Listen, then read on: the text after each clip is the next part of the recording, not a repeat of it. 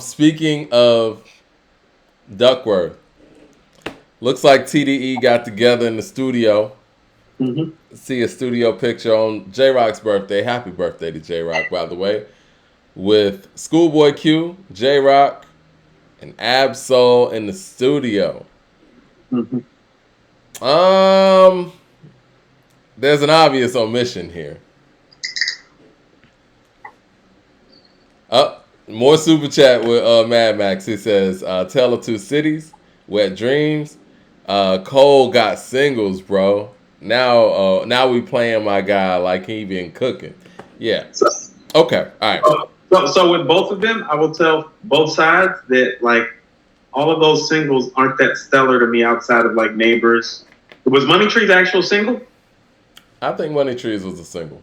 Okay, Neighbors. Bitch, It ain't got a Don't Kill My video or Vibe. anything, but you know it was getting played. So I mean, like I said, yeah. Okay. yeah. So looks like we might get a Black Hippie album without Kendrick Lamar. I don't want to start rumors. I'm not saying it like that. But look, where's Kendrick, man? Let's be real, man. Like, we got Absol, J Rock, and Schoolboy Q, who are all, let's just keep it real, for their era, they're all icons. These are heavyweights. I've always thought. Absol's always been my personal favorite, to be perfectly honest. Schoolboy Q is my personal favorite. All of them have respectively carved out niches that work for them, and their followings are legit and loyal. That's why they're the perfect collective. And the cross reference, because even though Q is my guy, every time Absol got, I'm gonna go check. Every time J Rock drop, I'm gonna go check because part of the crew. You know what I'm saying? Yeah. Jordan House says maybe he took the picture like Andre. I see where you're going here. Andre House, Jordan House definitely watches the show from week to week. Shout out to you. Listen, man, there's a lot of similarities between Kendrick and Andre when it comes to being a team player, I guess, or lack thereof. Do you think we would see a Schoolboy No, Q? damn well he didn't take that picture. No, he didn't take that picture. Well, he definitely didn't get in the booth. Because when that Dungeon family picture was getting taken out in LA, Gip made the Andre comment while the picture was being taken to kind of let you know, guess who's probably taking the picture. But none of that shit with this picture. Nigga didn't take the picture. No, he didn't take that picture. Don't start that. Where's Kendrick? Where's Kendrick? He took the picture. Listen, man, I've always said. I be outside, Mike. I be outside. People be bumping into me. Like, Coop, what up, Coop? According to hip hop, like, what up? Like, I be outside. Everybody else be outside. Your crew is outside. All right? These MCs, Cole is outside. Pusha be outside next week. He been talking. Pusha's going to be outside next week. Listen, man, I've always said that that's the one thing that Kendrick could hold over people's head whenever, like, any buzz kind of falls off. He could always hold over our head that, you know what, let's do a Black Hippie album. I don't even think that's a reality anymore. How about this? They don't need him to make the Black Hippie album work. No, I don't think they do. I don't think they do. But it would help. Obviously. But, you know, similar to, like, the whole Slaughterhouse thing. Maybe this isn't the climate for 4MC collectives anyway. Nobody's sitting around listening to 4 verses. So maybe it's better if the 3 of them do it anyway. Hey, real talk, when I see an album now and it's more than an hour long, I'll be like, oh, they're not paying attention. Yeah. So, yeah, I mean, you're right. I think to a degree, they don't really need Kendrick to put together a Black Hippie album. I would love to hear Schoolboy Q, Absol, and J Rock do an album together. Totally okay. On some locks type shit. You know what I'm saying? Like, I could definitely see that. But I think the bigger question would be, why? What's going on? I mean, really, I'm asking real questions. Like, no. Are there issues or something? Or is it just...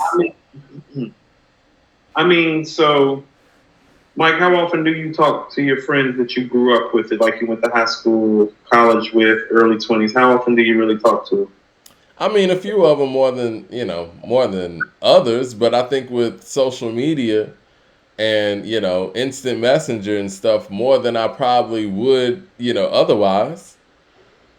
Okay, but I say that to say that it's like you and I, we spend a lot of time talking about how busy we are and Mm-hmm. how life happens for us.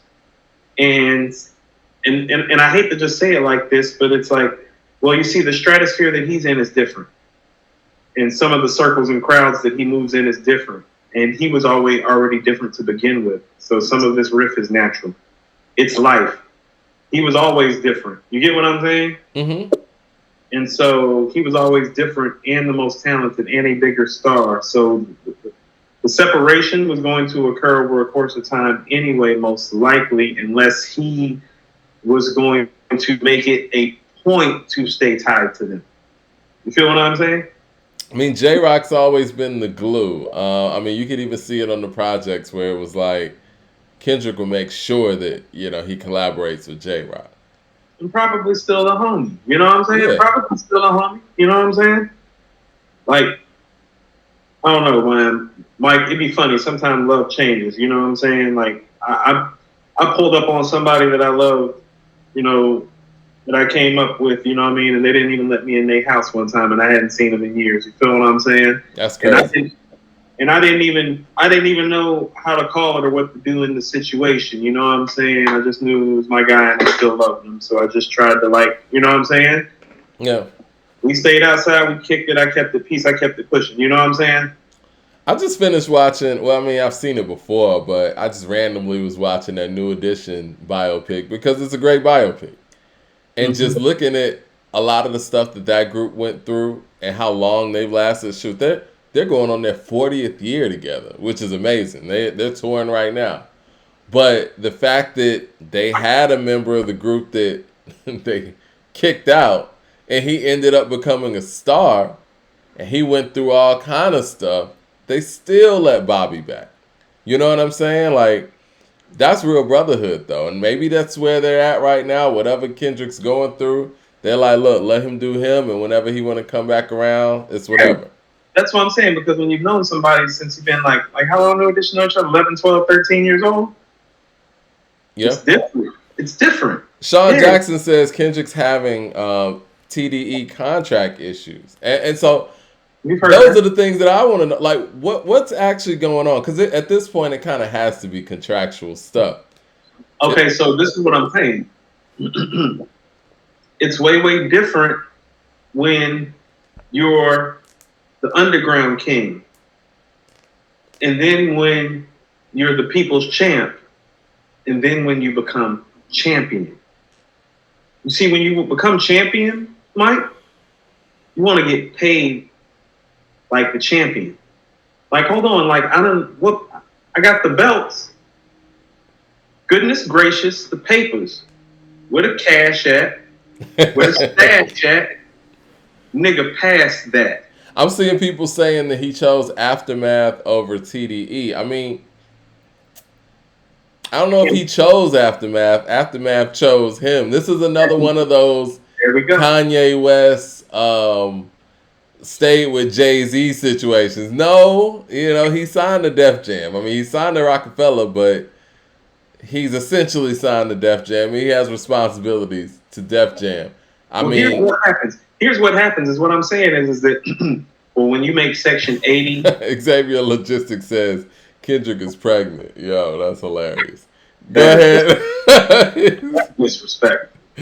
When you make Section 80, you're the city's hip-hop darling. You're the coast's hip-hop darling. Money may not matter to you as much right then because everybody around you is talking and you know what's coming. And then here's what comes. What comes is your debut album and a lot of notoriety and success. You get a feature record with Jay. You get to put your homies on and make a classic song.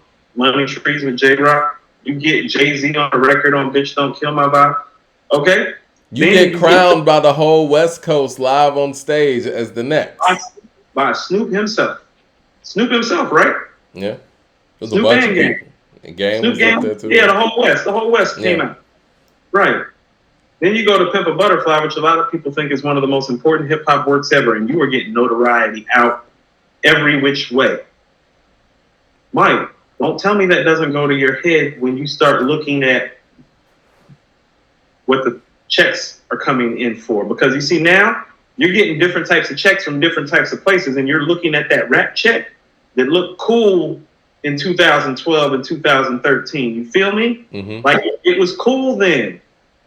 But life started happening, and you started elevating a certain status, and people start, you're going to pay me how much to show up here to perform for 30 minutes? Like, well, damn. Yeah. That's a month's worth of royalty checks. So what do you think? Okay, so he made the announcement that this is going to be his final album whenever it drops on TDE. Mm-hmm. What's next after that? You think he's just going to hang it up, or you think he's going to just continue on with his music career just as an aftermath artist? Right now, I think he just needs to be more concerned with keeping his consistent legacy of great album making up, because it is literally his saving grace, and is gonna what's gonna save him through this 5 going on 6-year hiatus. Jay Short says Prince had contractual issues and he still put out stuff. Okay, and still then he made classic albums after that. Go ahead. First of all, he doesn't deserve to be mentioned in the same stratosphere as Prince. Okay, like this nigga. I think he's just talking about the contractual stuff. Okay. Oh, he meant the contractual part. Okay. Okay, so even with that being said, and he's right, like, I mean, Prince is a different type of dude too, so I don't know if that's a fair comparison, because Prince actually had songs.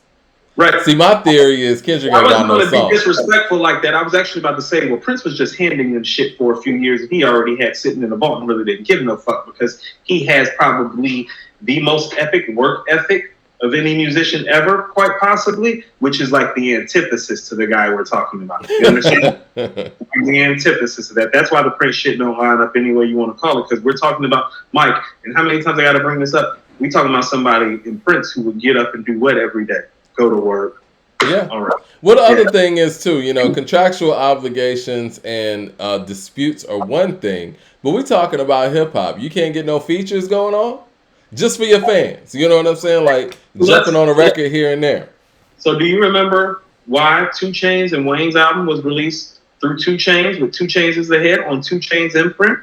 Because Wayne was going through contractual problems. But Wayne still wanted to put out material and let people know he was here. So when he did the album with Chainz, put it under Chainz shit, people still get to hear Wayne.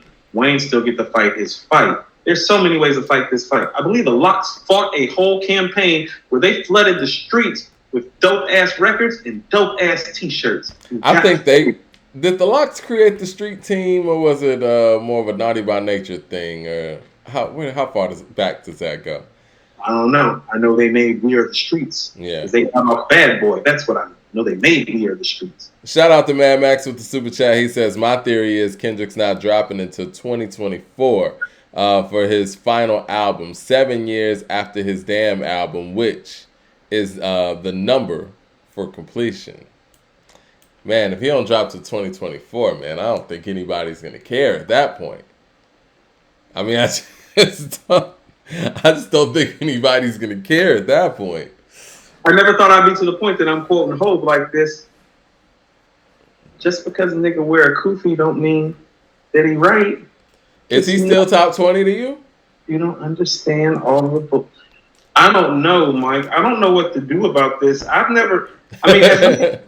we ever been placed in the sphere of hip-hop history, all jokes aside, have we ever dealt with somebody who was trending towards being in the greatest MC of all time conversation that brought it to an abrupt pause? Because even for the people who took these pauses, like the Rakim pause, the Nas pause, well, guess what? They took those pauses.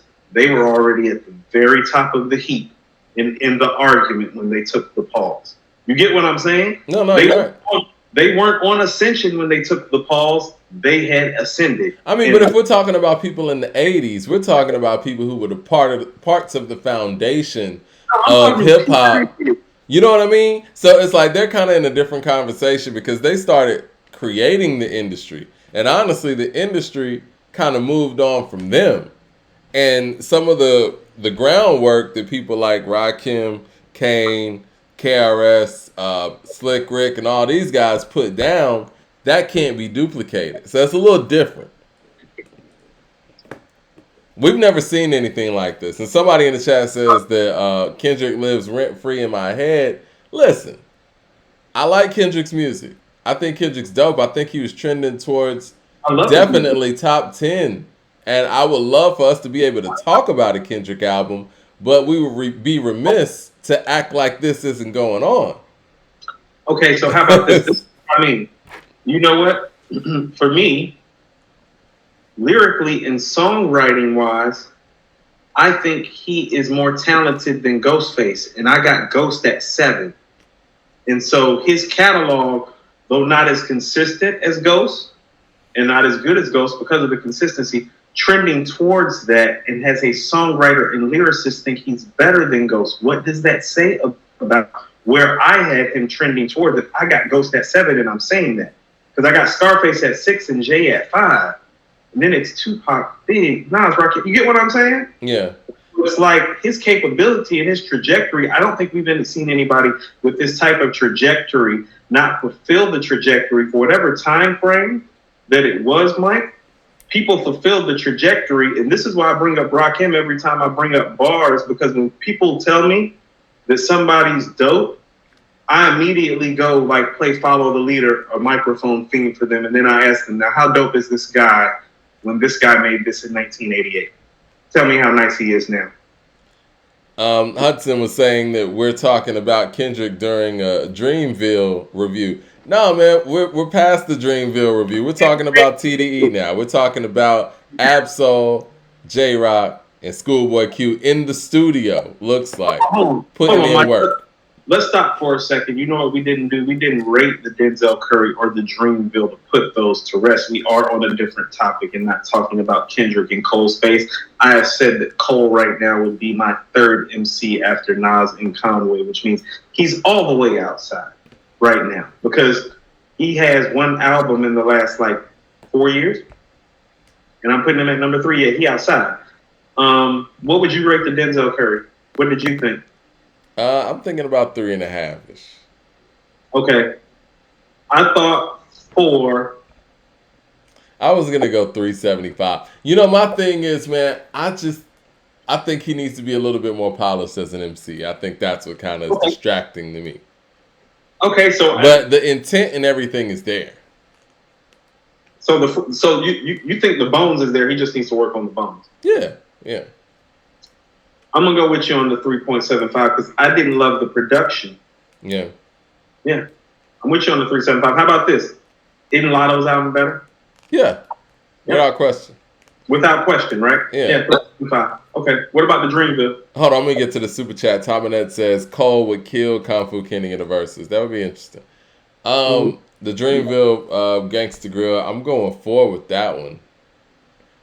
Either out of 4.25. I mean, obviously it's a mixtape, so you know it's hard to really judge compilations. But yeah, I'm going 4, man, because I liked it. I'm going to give it a 4 too. We've had compilations make our top 20 list both years. Our second yearbook is about to roll out. Mm-hmm. And I think this one is probably the contender to make the top 20 list this year for a mixtape. I think we're going to be hard pressed to get a better mixtape this year. It's going to be put out. No, because they came with some heavy hitters.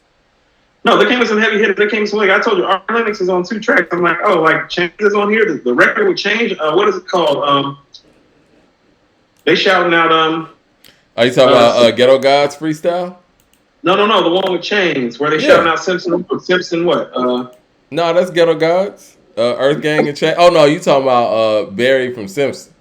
Barry from Simpson. Yeah. Barry from Simpson. Yeah, you got Chains on 2 records. Yeah, I'm talking about Barry from Simpson. Barry from Simpson is snapping, Mike. I like it. And I'm going to tell you something, and this is what I mean about Cole. Cole knew that he was in a room with extremely talented MCs. Cole knew that he was inviting extremely talented people to perform. He is the star of this, and he showed out every time. He stepped up to the challenge every time. Man, when He doesn't run from a collaboration. He's never ran from a collaboration. But what I'm saying is that he's taken his slights and he's actually gotten better. And in the moment, which is where you really get judged. Like Michael Jordan's Michael Jordan because of his final performances. You get what I'm saying? Yeah. Like when the moment calls for it is where the separation happens. And what we are finding out with Cole is that when called upon for the moment, he is delivering at all-time great MC level. That is a very fair point. And you know me, I'm a Michael Jordan guy. Xavier Logistics says, should commercial success be a rating category? No, I don't think so because, again, there's a lot of things that factor into that. Those are marketing teams and, budgets, all kind of stuff that is kind of beyond the artist's, capability. Yeah, it's a lot. But I agree with you. And when we talk about like people like Michael Jordan, we measure them on what they did in front of the greatest talents ever. Right. And that's why I say what I say about Steph Curry. I don't want to go on that tangent. I love Steph Curry as a shooter. I think he's the greatest shooter of all time. But when he matches up with the best ever, he's not the same guy. No. So this is what I'm saying. So here's what I'm saying. You can't go to 5 finals. We have 0 finals MVPs and be a top 5 motherfucker. It's just impossible. I don't even know if you can be top 20. 100%. You can be top 25, top 30, but you can't be top 20 and go to 5 finals and not have any finals MVPs because I can show you 20 guys. But James Worthy has a finals MVP. I would put James Worthy behind Curry, but I get no, but you know what I mean. You know what I'm saying? Because clearly, as a game changer, Steph is somewhere else in comparison to James Worthy, but he even has that just shows you that he doesn't show up in the moments. No, that's all I'm saying. So this is what I'm saying. How about this? And I love Giannis. And Giannis is taking his games to other levels. Everybody's talking about the game that happened the other night, which is a great game. I think it's the best game I've seen this season. I missed that. Night. Oh, you missed Brooklyn, Milwaukee last night? I missed that last night. It was epic, Mike. Damn. It was epic. Like KD actually played like LeBron last night, and Giannis played like KD kind of. It was kind of funny. But I say this to say, and a lot of people have been saying LeBron has taken KD over as the best player in the league right now. And it's like, no. This is what I mean about LeBron? No, I'm sorry. Giannis is taking over KD as the best player in the league, is what people have been saying today. And this is what I mean about the moment and how Cole's performing in the moment. Don't give me that regular season shit. I watched Kevin Durant play against that team in the postseason by himself and almost beat that man. Mm-hmm. And severely his foot was on the line. That's how close we got. Oh, Mike. Yeah. When he was gone, James Harden is literally dragging himself around the court, and they took his toe being on the line for him not to fade you. Don't give me this regular season moment when the guy who you're telling me he's better than still had 26 and 11 and literally missed beating you by like, and he was out there giving it to you when it mattered. Yeah. When it matters. And when it matters, Cole is out here giving it to niggas. No, you're right. Cole out here giving it to niggas when it matters. And it needs to be duly noted. And what I would like him to do is go get some diversified producers and do it on an album. Because you know what? It matters right now because hip-hop is really full of a lot of spitters on every level. You got the old school niggas back outside making quality records. You got the young guns out here. You got people hitting from all cylinders. And Cole is working with everybody from a 21 Savage to Benny the Butcher and giving it to him 100% every time. He out here giving, Mike, everybody has caught that work in the past 2 years. No, that's real. Shout out to East Village with the Super Chat. Says, I watch you guys give reviews on groups and hip hop, but not heard where you put Naughty by Nature. And who's in the verses coming close to those bangers? I think we spoke a little bit about Naughty being in the verses last week when we were talking about Cypress Hill and Onyx. When it comes to big songs, it's tough to beat Naughty by Nature. I don't even know who I would put Naughty by Nature up against in the verses. I don't know. Well, also, too, when you're saying those bangers, understand the verses catalog is going 20 songs 20 deep, right. And so what you're gonna find is that, oh man, Naughty got about 5 to 7 joints like that. Where's the rest of the heat gonna come from? What I focus on when I focus on Naughty by Nature, just truthfully for me, is how tragically underrated Tretch gets rated as an MC, which is why when I kind of have a chart that I've been working on based on what people been telling me, and it's really going to be what I like to call the People's Champs list, or like the underrated list. We got to put Tretch in there. And he's one of the people on that list, because I want you to understand, like in 1994 or 93 going into 94, Nas and Big thought he was a problem, which means he's a problem. I thought he was a problem. OPP is a very lyrical record. It's a super lyrical record. And then when you talk about songwriting skills, when you talk about something like a Hip Hop Parade, I mean, obviously Vinny has a couple bars in there too, but I mean, you know, it is what it is. Tretch is kind of taking on a lot of these songs somewhat by himself. Right. Uptown Anthem, you know what I mean? And Feel Me Flow. These are really good songs. If we talk about, like, you know what I'm saying, songwriting, and then he could do stuff like that, and then everything's going to be all right. And, you know, he's got versatility there. No, I'm a big fan of Tretch. I love Feel Me Flow, Mike. Feel Me Flow is a lyrical display, too. Like, he gets on hit records and spits crazy. Well, he's like, you about to feel the chronicles of a bionicle, lyrically spitting, just missing. I'm on a missing, and just hitting, and just keeps going. Yeah. Mad Max with the $20 super chat. Shout out to you. He said K-Dot always been overrated because of the fact that he's been using Drake to promote himself since 2012. Man told us on Drake's interlude off of Take Care that he was just jealous of Aubrey and wanted to be a great rival of Drake. You know what? That is interesting, and I want to say this before we move on from Kendrick and get to this rating system.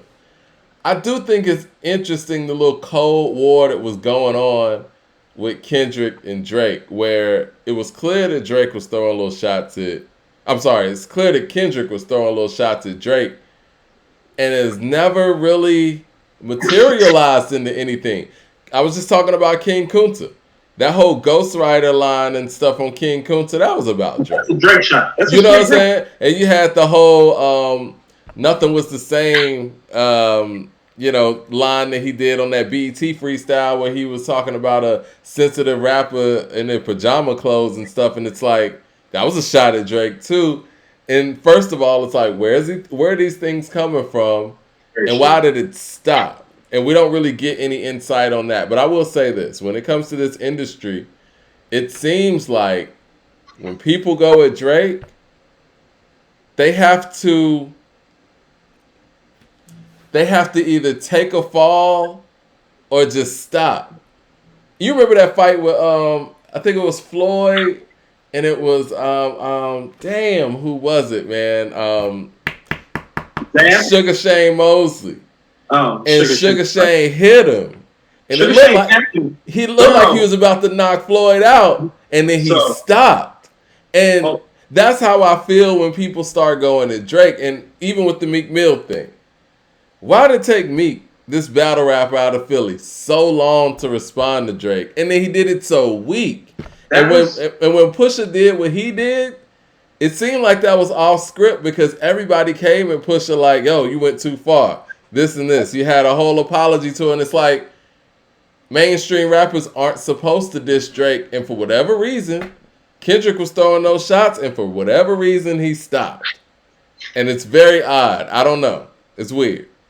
Wasn't that round 3 when Shane tapped Floyd like that? I feel like it was round 2. Yeah. And that's how I feel like, metaphorically, that's what happens when people go at Drake. It's like they'll go hard and then they'll stop. Hey, I never knew why. I was like, because here's the thing. Floyd wasn't the defensive fighter that he became in that fight, but I think that fight is part of how he became that defensive fighter, because he almost got his ass knocked out. He did. Shout out to Ray Realms. He says, lyrically, who's more talented, Tretch or Kendrick? And then we got